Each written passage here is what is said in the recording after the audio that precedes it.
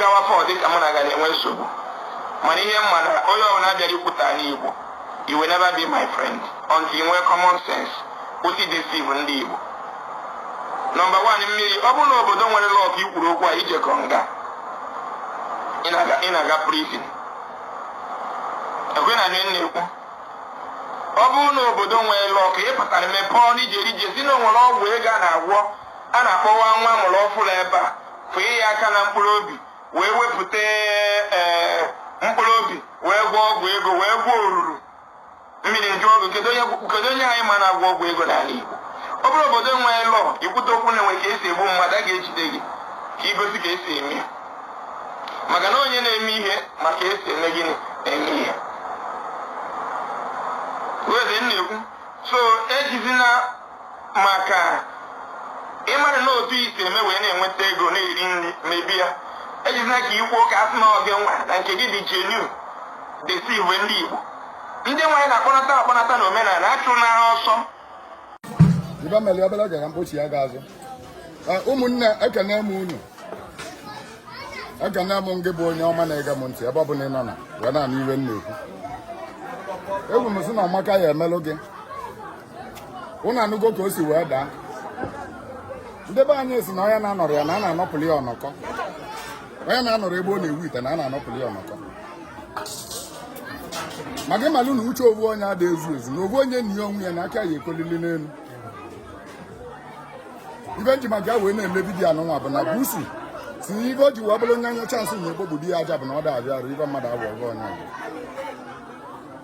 ọga nkịta si na ibe o ji wee bụrụ onye na-anyụ mamịlị nye ka onye ovu ọkpụ ya enyi ka anya aga ọrụ ndị si na nya adala ibi agaghị ibi ka anya aga ọrụ ụmụnne ya agịga ibi maka ndị leselesele na ndị kọlụkọlụkọlụ anụgo m ka o si wee mee Mathias nwanne m Mathias Ezeaku anụrụ m ozi gị na ọ na-abatakata chakwụ olu onye ogbi ntị wele anya gị bịa bụla bụrụkwa na ọgbụgbụ iyi Mathias ọ nwere ibe na-esere mụ na gị anụkwuru m ka ị gwara m ya ka ọ dabịa ka mụ na gị anya na-ese o nwerekwa ibe ya esere mụ na gị mana ọ ya ewute m rinne na onye mụ na ya na-achụ nta ka anyị chụgidere nta ọsịzịa na ọkpa m na-edizi ka ọkpa anụ ekenere ngị rinne na nya bụ meseji edrọpụrụ o mere m ya appreciate very very well nwa sị ka mkpa ọnụ m o nwere ibe m chọrọ ịkọwa na vidiyo a Mathias Ezeaku o nwere ka mmadụ si eme ihe imeketa ibe a sị na giligili veloke ọ bụla ala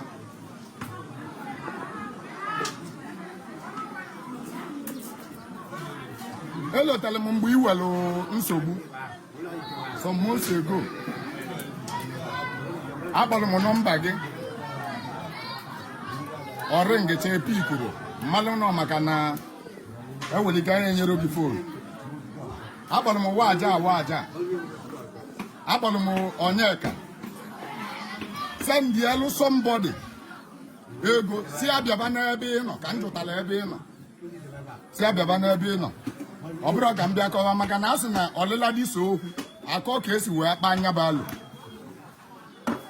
mana nya dị otu ahụ after the whole thing ịpụta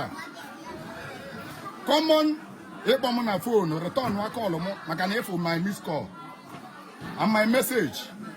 ịnụsịlịba ncha ndele gị too small adị m too small ndị nwe ịkpọ m sị m na ịnụlụ ka o si wee mee with yawu niile anyị tiri and everything kolukọcha ka esi wee kolukọ ndele gị too small Mathias achọrọ m ka m gba gị nọ eri 2014 ka m nọ na social media 2014 ka m nọbara ọgwụ a ka ndị be anyị mebe omenala from 2014 cheki nwata a mụrụ na 2014 wee ruo 2024 cheki how many years ọ dị eri a ga ibido wee kwube ibe a okwu gbasara ọgwụ okwu gbasara oke ite jee cheki ya my video since 2014 eri a bụ ka m kụzibeli ya Mathias adị m very very surprised na ndị kwuru ụdị okwu a ikwu mana nya dịba maka na asị na na amarọ ugboro nwanne ezukie Mathias o nwere ibe m chọrọ ịgba gị ịsị na ị na-anụ ọgụ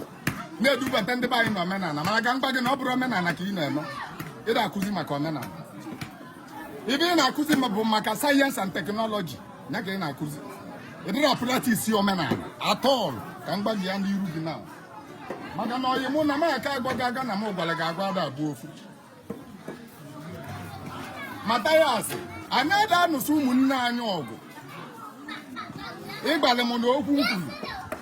na ekwesịrị ime m arrest ma ọ bụrụ na civilized country Mathias ga mgba gị ndị Igbo kwesịrị ịtụgbu gị n'okwute ịma reason ọ na-abụ ụmụnne anyị ahụ ifili na ba na-eje ụka ịdị clearly your enemy onye na-eje ụka nwere ike mechaa emebe omenala maka na 2012 2013 2010 ana m eje ụka jegide ruo 2014 2015 ka m ji wepụta n'ụka nke nwa na onwe gị na-ejekwa ụka ahụ ọ bụrụ na ọ nwere onye na-akụzi ibe otu a isi akụzi ibe amaghị m ife ike agwụ ya mgbe abụ ị na-eje ụka mana ịdị clearly war against ụmụnne anyị na-eje ụka bụrụ otu esi eme ibe ọ bụziara ya onye nwa ya nwụrụ maọbụ onye nwanne ya nwụrụ ịbata na soshal midia ịbata ruo ịgbabịa maọkụba onye nwụrụ anwụ nye ka m ji gwa gị na ekwesịrị iji okwute tụgbu gị onye nwanne ya nwụrụ maka na ọ na-eje ụka maọkụ ọnụ Jizọs rapụ ụmụnne gị onye ọnwụ nwụnarị ikwesịrị iwe simpati mmadụ na ozu mmadụ nwụrụ na ọ na-agba ebulu ozu onye ọzọ dịka ebugwu nkụ ime ọkụba onye tie na Jizọs fee yi ọ bụ ihe ị kwesịrị ịdị na-eme otu a ka ya na-edosie nwa ya si wee nwe pụta na soshal midia mgbe aka ochie ka mma aka ọ bụ emekọta m dụwa gị ọdụ si gị na ọ bụrụ otu esi eme gị jiri nwayọ ma gị gba m na polisi ya eme m arrest ebe ọzọ ị gbara m bụ otu afọ nna m wee na-enweta ego Mathias ka m gba gị nne bụ nwa akwụkwọ ahụ ije lụzụta na-abịa bụ mụ nụrụ nne ya iji na maka na ị na-eme charity organization wee batara oweli ya na-edisivu ya ndị mmadụ ị mara mmadụ na one na-eje n'ụlọ ọgwụ kwalụ bụ ụgwọ operation single handedly ọ bụrụ m wepụtara tụọsị ndị mmadụ tụwa ego without letting anybody know ọ bụ ịbata na social media itinye ịgba ebe atọ ego iwere akaụntụ gị na ego mụnwa adị m ayọ gị adị m ayọ anybody I can enter into a hospital kwalụ mmadụ ụgwọ without letting anybody know na m adịghị eme to gain love or to gain fans or to gain followers. I stated n'okwu ọbụla m na-ekwu gba gị na m adịghị ayọ anybody bịa be m ekele ọlụ eke onye ọbụla nwere pati ebe ọ na-alụ ọlụ m ka m na-alụ ebe ahụ asị dibịa na dibịa malụ m ama iwe gwa m na m ji achụ ego mụ na gị gara na-achụ ego na soshal midia Mathias Ezeaku mụ na gị onye na-achụ ego na soshal midia ọ na-abụ atakata agbụpụ ya ọnụ ịma na onye na-ata ibe na mgbupụta ọnụ mgbupụta ya eruewo nso Mathias ime onye mbụ mụ ka esi na mụ na-achụ ego na mmalụ ka m si achụ ego mụ na-achụ mụ na gị onye na-achụ ego asị m Jizọs ka m nwere okwu a wee dụọ gị ọdụ ịdị clears na war against ụmụnne anyị na-eje ụka they are not your enemy the religion ewetala eji wee brainwash ebe bụ your enemy na ndị wetalie not your brothers not your sisters na-eje ụka stop ịdị na-ama ọkwa ozu nwụrụ anwụ na ịbụrụ Chukwu onye dị na-anwụ anwụ dibịa na-anwụ anwụ ịbụ otu anyị na ibe ihe anwụ anwụ mmụọ ga-anwụ anwụ pastọ ga-anwụ anwụ o nwere onye karịrị ọnwụ anybody can die at any fucking time ị na-akụzi omenala ma gị agba ndị mmadụ bụ achọzi na aja mmiri ada alụ ọrụ ma gị na-akụzi omenala Mathias ị na-akụzi omenala na-agwa ndị mmadụ bedo kwezi echibe kedu isi omenala ị na-akụzi kedu otu isi akụzi omenala ka nghọta ịbatala ofu tọpik gị na-eyuzo Jizọs bụ ewu Jizọs o nwere anyị ọda tọpik iwere na bụrụ Jizọs bụ ewu na Jizọs mere nke a asị m ka m gba gị na aka m agba gị agwa na m gwara gị agwa ada bụ ofu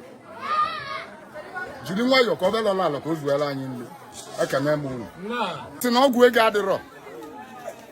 esi na ọgwụ ego adịrọ ị nụrọ maka ndị gwọrọ ọgwụ ego mgbe gboo ịghọlịzi na ndị be anyị esi na ọgwụ ego adịrọ na adịrọ agụ ọgwụ ego oke ite ya na-ebu ịdịrọ anụ ya ịmaribe bụ ọgwụ ego ka iche na ọ dị alụ ọrụ ịmakwa na ndị mmadụ na-efu na various houses